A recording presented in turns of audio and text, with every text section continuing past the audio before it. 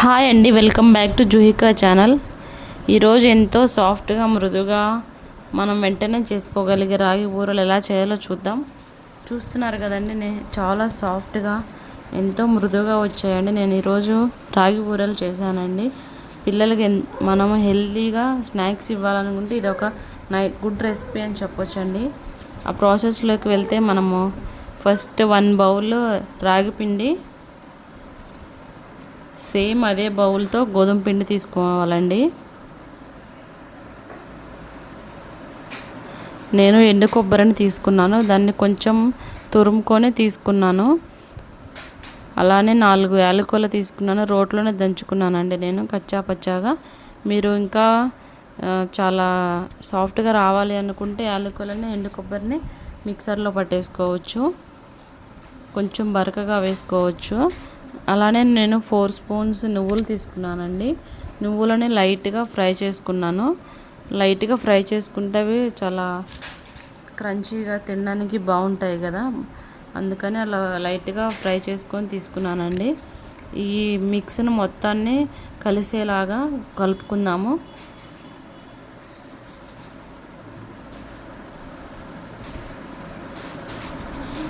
దీనికోసమని బెల్లం పాకంతో వాటర్ని వేసుకొని కలుపుకోవాలండి.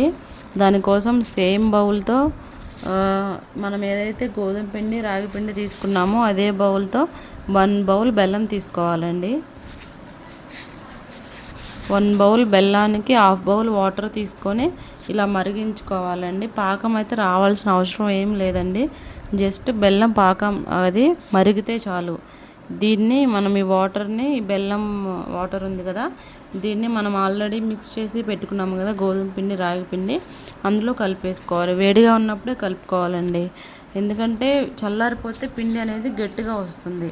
మనం వేడిగా ఉన్నప్పుడు మనం చేతులు కలపడానికి అంత కంఫర్ట్గా అనిపించదు, కానీ ట్రై చేయాలండి. ఇట్లా వేడిగా కలుపుకుంటే పిండి అనేది చాలా సాఫ్ట్గా వస్తుంది. చూసారు కదా, అలా మొత్తం ఒక ముద్దలాగా చేసుకోవాలండి. చాలా సాఫ్ట్గా వచ్చింది, చూడండి ఎంత సాఫ్ట్గా వస్తుందో. ఇప్పుడు వీటిని తీసుకొని మనము చేతులకి కొంచెం నెయ్యి అయినా లేకపోతే నూనె అయినా రాసుకొని బాల్స్గా చేసుకోవాలి. రౌండ్గా చేసుకొని ఒక ఆయిల్ పేపర్కి ఆయిల్ పూసుకోవాలి, పాలిథీన్ కవర్కి పూసుకొని కొంచెం అట్లా రౌండ్గా ప్రెస్ చేస్తూ ఈవెన్గా ప్రెస్ చేసుకోవాలండి. రౌండ్గా ప్రెస్ చేసుకొని ఆయిల్ బాగా వేడయ్యాక వేసుకోవాలి, ఎందుకంటే పొంగాలి కదా.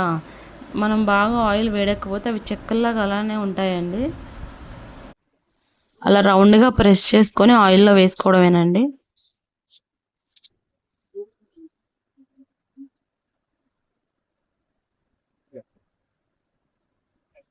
మనం బూరె వేసేటప్పుడు ఫ్లేమ్ అనేది హైలో పెట్టుకొని కొంచెం గరిటెతో అట్లా ప్రెస్ చేస్తూ ఉండాలండి. ప్రెస్ చేస్తూ ఉంటే ఆయిల్ దాని మీదకి వెళ్ళి అది పొంగుతుందండి. మనం 2 సైడ్స్ ఫ్లిప్ చేసుకుంటూ ఉండాలి, అప్పుడే ఈవెన్గా పొంగుతుంది. చూసారు కదా, నేను 2 సైడ్స్ ఫ్లిప్ చేసుకుంటూ ఉన్నాను, చాలా పర్ఫెక్ట్గా పొంగిందండి. కొంచెం ఆయిల్ చిందే ఛాన్సెస్ కూడా ఉంటాయండి, జాగ్రత్తగా చేసుకోవాలి.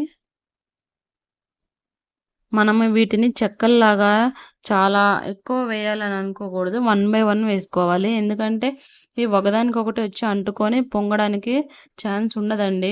2, 3, 4, 5 ఒకేసారి వేసుకోకూడదు. మ్యాక్సిమం అయితే 2, 3 వేసుకోవచ్చు అండి, 4, 5 అయితే వేసుకోవద్దు. అలానే సేమ్ అన్నిటికీ ప్రాసెస్ చేసుకోండి. నేను కూడా అలానే చేసుకున్నాను. చాలా సాఫ్ట్గా వచ్చాయండి. ఇది ఎవరు చేయలేనంత కష్టమైన ప్రాసెస్ అయితే ఏమీ కాదు. మ్యాక్సిమం 15 to 20 మినిట్స్లో ఫాస్ట్గా చేసేసుకోవచ్చు. పిల్లలకి మనం హెల్దీ స్నాక్స్ ఇచ్చినట్లు ఉంటుంది. మనము చాలా హెల్దీ ఫుడ్ ఇస్తున్నాము మన పిల్లలకని మనం సాటిస్ఫై అవుతామండి.